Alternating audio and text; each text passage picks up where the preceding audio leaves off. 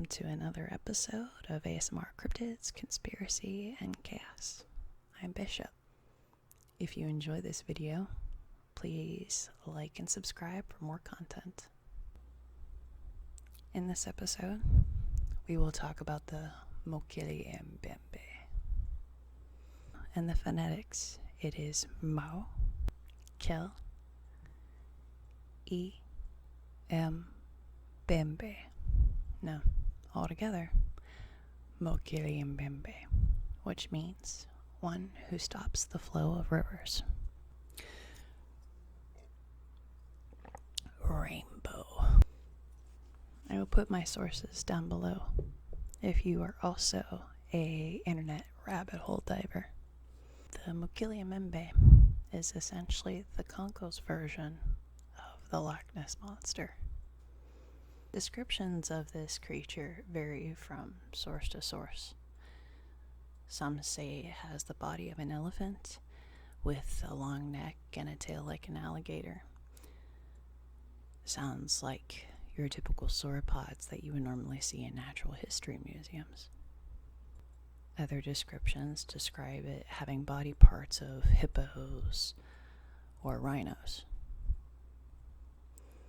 But for all of them, the creature is gray-brown in color. And here I'm going to put a picture of my favorite interpretation of it. At least there's some consistency on the color. Going further into the legends. Some traditions, as in such the Boha village, describe it as a spirit rather than it being an actual creature of flesh and blood. Sightings have started for this cryptid as far back as 1776 and have been as recently documented as 2012.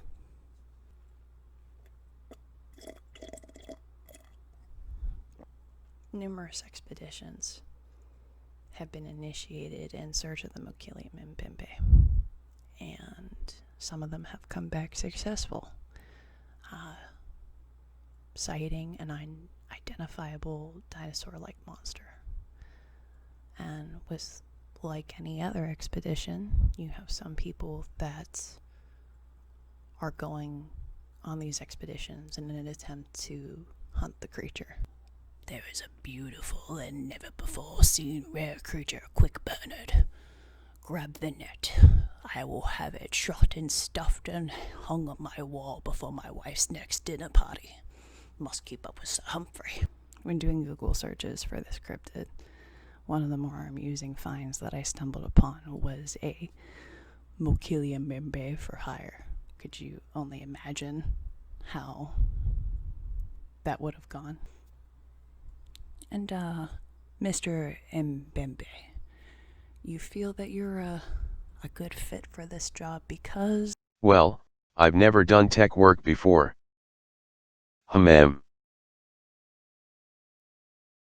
I'm sure with the right twigs and rocks I could figure out anything.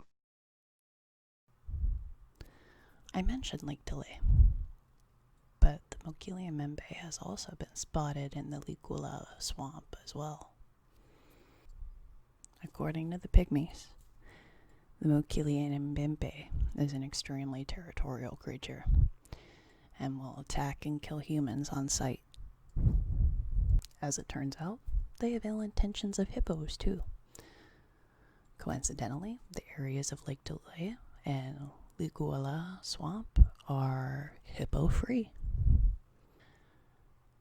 Despite being territorial and killing humans and hippos on sight, they are strictly vegetarians. The Pygmies of the Ligula swamp say that the creature mainly eats the malombo plant, which, in my mind, when you see a picture of this plant, it is exactly the fruit I could see a long-necked dinosaur eating. Other, of course, than, the tree stars from The Land Before Time. Sorry, guys, I went all nostalgic on you. I might as well be carbon dating myself with that statement there. Mind you, I have a pretty dark sense of humor. And you might be sitting there and thinking, but Bishop, how dark is that sense of humor? I'm sure it'll come out in future episodes. But on a scale of snorting straight ground up espresso coffee beans to a light latte, I'm more of a military grade straight black cup of coffee.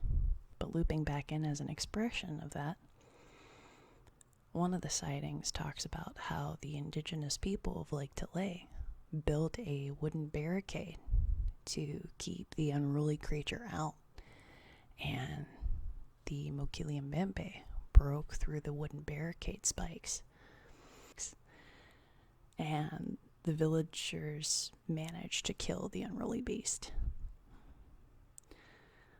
They then decided it was a good idea to cook it, and a few of them decided to eat it. But conveniently, everyone who had themselves a piece of mbembe steak died.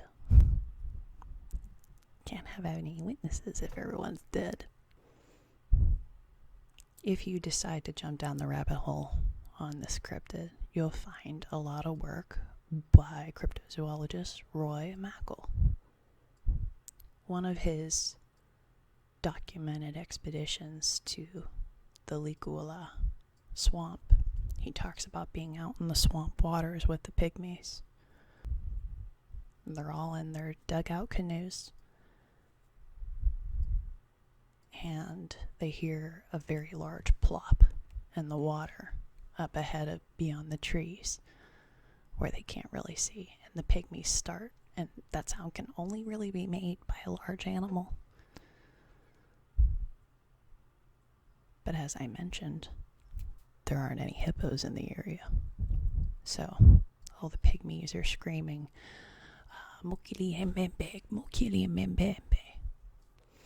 And they saw a large wake go past the boat, and to this day, Mackal believes that they just narrowly missed seeing the evasive creature. The best photographic evidence that is had so far of the Mokele-mbembe is from a Japanese film crew in 1992. And all they were doing was taking an aerial photo of Lake Tele. And they noticed a large moving shape going across the water. So, for those of you who haven't been fortunate enough to go out to big waterways and see animals transit across them, bigger animals will leave like giant wakes. And for this, the Japanese film crew noticed a very large V formation in the water as they did an aerial panning of Lake Tele. With all of the mounting evidence on this creature, you may be thinking, are there any counters to this? And I would say that there are. Now, as I mentioned earlier, sightings for this beast have started as early as, the 1700s and have been going as recently as, almost today. When you think, could this possibly be a fake? It really could be, because when you think of some small town areas, tourism is a really big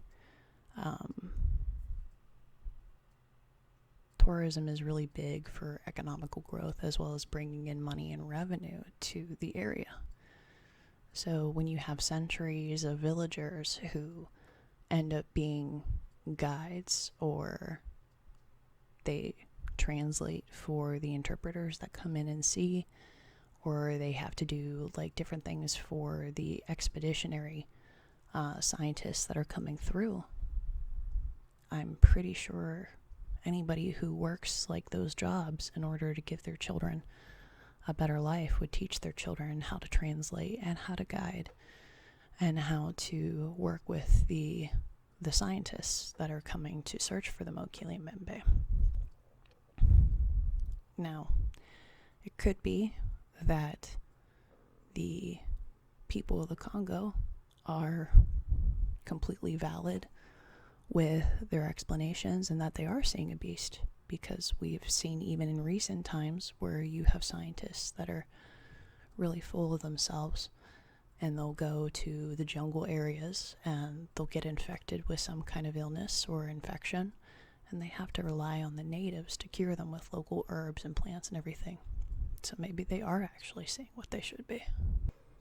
Even though the existence of dinosaurs in Central Africa is not very probable, it doesn't necessarily mean that it's scientifically impossible. According to cryptozoologist Carl Suchner, and I quote, "If dinosaurs could exist unknown to science everywhere in the world, the Likula swamp in the Congo is where they would be." It's getting later. The sun's coming up. I woke up pretty early to do this recording. So thank you for watching, guys. If you like this video, please like and subscribe for more videos in the future. I will be happy to see you come back.